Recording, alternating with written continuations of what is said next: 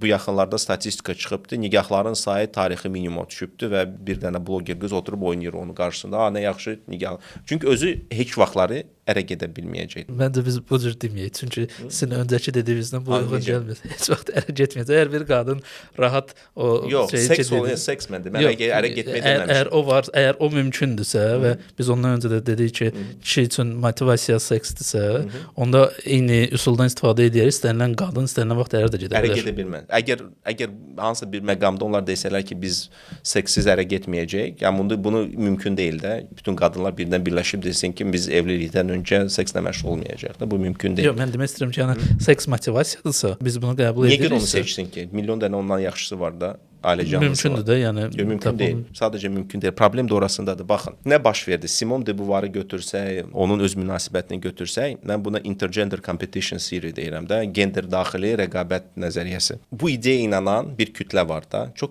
balaca bir kütlə, bəlkə 2% qadınlardır. Hansı ki, biz karyera qurmalıyıq, biz ailə qurmamalıyıq və kişilər bu qadınları istəmir. Kişilər ailə canlı qadın istəyir. Və ona görə onlar ailə qura bilmir. 30 yaşına gəlirlər və statistika göstərir, 30 yaşına kimi ailə qurmadan ailə qurmaq ehtimalı 50% azalır. Uşaq doğma ehtimalı 50% azalır. 30 yaşına qədər ailə qurmayan qadının ailə qurma ehtimalının 50% azalması da bir araşdırmalarla sübut olmuşdur. Düz hamısı ABŞ-dədir, amma əgər ABŞ-də də belə çətinlik çəkirsə, indi təsəvvür edin, İslam ölkəsi şərq mentalitetinə uyğun Azərbaycanda vəziyyət ümumiyyətlə necədir? Özünüzə təsəvvür edə bilərsiniz. İndi bu 2% qadın, onlar rəqabətli deyillər evlilik bazarında. Çünki kişilər onun kimi qadın istəmir. O istəyir ki, ona itaət edən, ailə canlı, uşaq istəyən bir qadın olsun ki, deməsin ki, karyera prioritetdir, desin ki, ailə prioritetdir.